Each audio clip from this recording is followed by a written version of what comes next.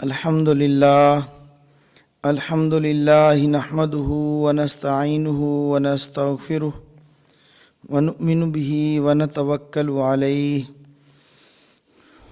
ونعوذ باللہ من شرور انفسنا ومن سیئات اعمالنا من يهده اللہ فلا مضل له ومن يضلل فلا هادی له ونشهد أن لا إله إلا الله وحده لا شريك له ولا مشير له ونشهد أن سيدنا ومولانا محمدا عبده ورسوله أما بعد فأعوذ بالله من الشيطان الرجيم وَإِذَا سَأَلَكَ عِبَادِي عَنِّي فَإِنِّي قَرِيبٌ أُجِيبُ دَعْوَةَ الدَّاعِ إِذَا دَعَانِ صدق اللہ العظیم وصدق رسولہ النبی الکریم ونحن على ذلك لمن الشاہدین والشاکرین والحمد للہ رب العالمین۔ اللہ جل جلالہ خالق اور مالک ہیں، اللہ جل جلالہ غنی ہے اور اللہ کی ساری مخلوق محتاج ہے، خصوصاً انسان محتاج ہے ہر ایک چیز کا۔ اس کو بہت ساری ضروریات ہیں جو انسان کے ساتھ لگی ہوئی ہیں۔ صحت انسان کی ضرورت ہے، دولت انسان کی ضرورت ہے، عزت انسان کی ضرورت ہے، بیماریوں سے بچنا انسان کی ضرورت ہے، رہائش کے لیے گھر، پینے کے لیے پانی، کھانے کے لیے کھانا۔ گویا کہ 24 گھنٹے انسان ضروریات کے ساتھ بھرا ہوا ہے۔ دن اور رات انسان کی بہت زیادہ ضروریات ہیں، بچپن سے لے کر لڑکپن تک، لڑکپن سے لے کر جوانی تک، جوانی سے بڑھاپے تک، ایک ایک چیز کو انسان کی ضرورت ہے۔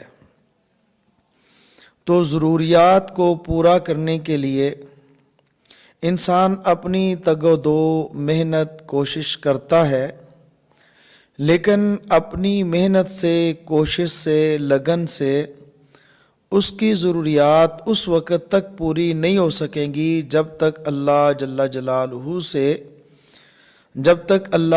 جلالہ کی طرف سے پوری نہ کی جائے۔ تمام ضروریات کو پورا کرنے والی ذات اللہ ہی کی ہے، اس لیے انسان اپنی ضروریات مانگتا ہے۔ مانگتا کس سے ہے؟ اس سے جو غنی ہے، جو بادشاہوں کا بادشاہ ہے، احکم الحاکمین ہے، شہنشاہ ہے۔ مانگنے کے لیے جو الفاظ استعمال ہوں گے یا وہ الفاظ استعمال نہیں کرتا، اس کی کیفیت ہے کہ وہ دل سے مانگتا ہے۔ اس مانگنے کا نام دعا ہے۔ اللہ رب العزت سے دعا مانگے گا، اللہ رب العزت دعاؤں کو قبول کرنے والے ہیں۔ اللہ رب العزت کی ذات ایسی ذات ہے، قرآن کریم کے اندر بہت ساری چیزیں ایسی آتی ہیں جن کو اللہ رب العزت نے نقل فرمایا۔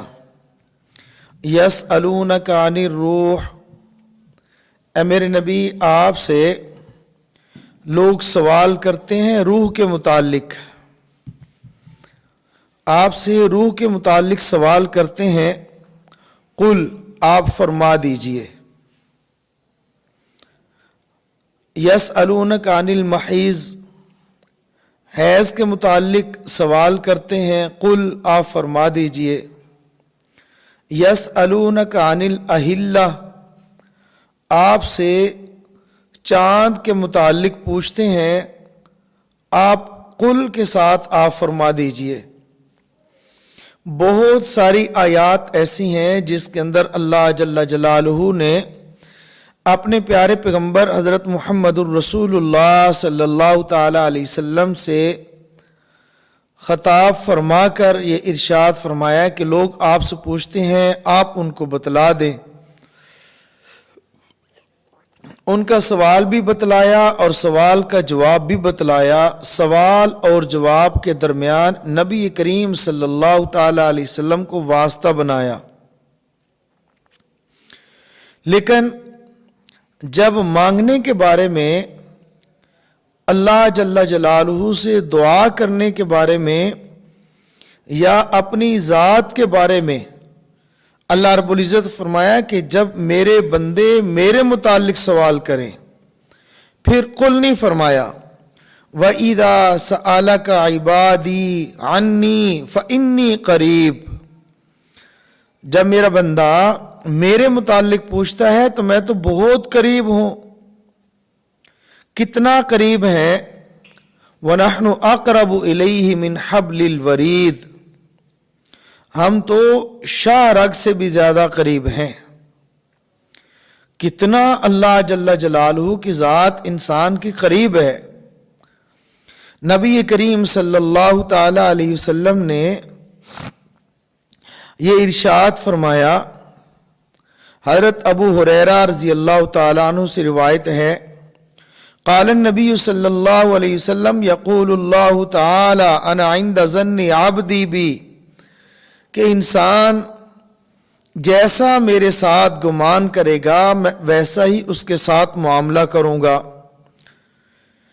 اذا ذکرنی فإن ذکرنی فی نفسی ذکرتہ فی نفسی، جب وہ مجھے یاد کرتا ہے میں اسے یاد کرتا ہوں، وہ مجھے خلوت میں یاد کرتا ہے تو میں بھی اس کو خلوت میں یاد کرتا ہوں، وہ مجھے تنہائی میں یاد کرتا ہے میں بھی تنہائی میں یاد کرتا ہوں۔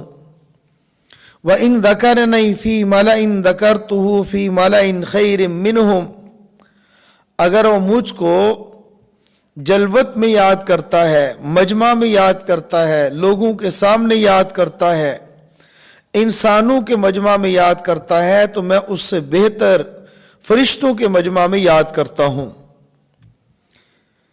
اگر وہ میرے قریب آتا ہے، ایک ہاتھ قریب آتا ہے تو میں ایک بالشت قریب آتا ہوں۔ اگر وہ میری طرف چل کے آتا ہے میری رحمت اس کی طرف دوڑ کے آتی ہے۔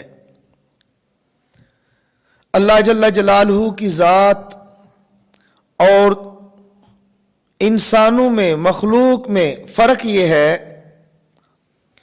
انسان سے مانگے، ایک بار مانگے، دو بار مانگے، تین بار مانگے، جس سے مانگا جا رہا ہے وہ اکتا جاتا ہے، تنگ آ جاتا ہے۔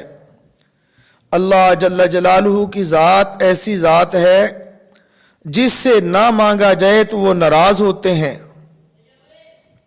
جس سے نہ مانگے تو وہ ناراض ہوتے ہیں۔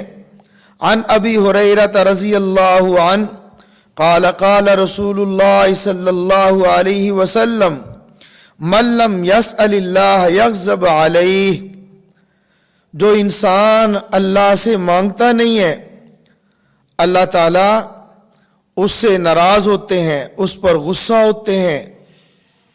انسان جب اللہ سے مانگتا ہے تو اللہ تعالیٰ اس سے خوش ہوتے ہیں۔ رمضان المبارک کا مہینہ ہے، یہ رمضان المبارک کی قبولیت کی گھڑیاں ہیں، قبولیت دعا کی گھڑیاں ہیں۔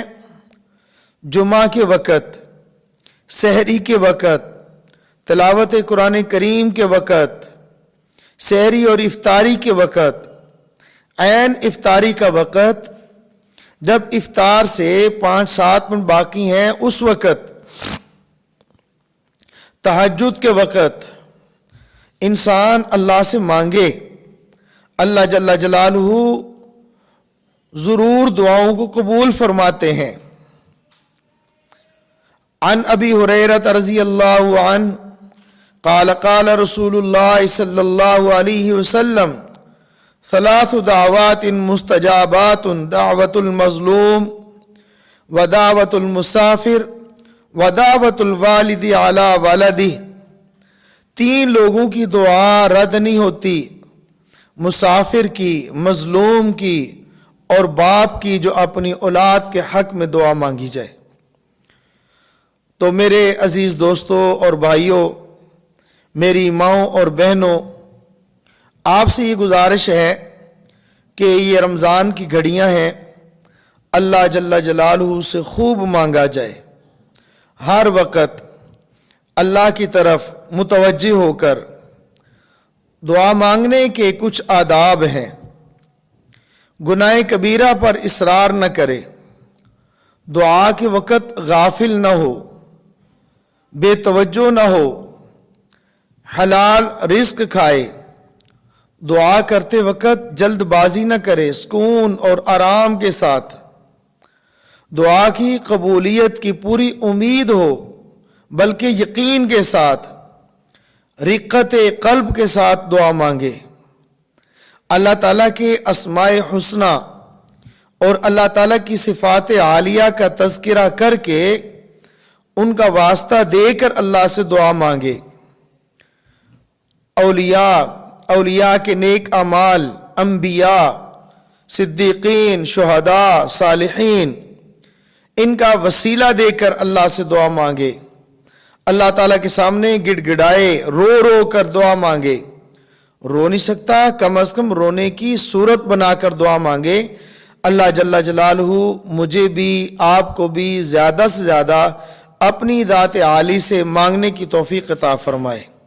السلام علیکم ورحمۃ اللہ.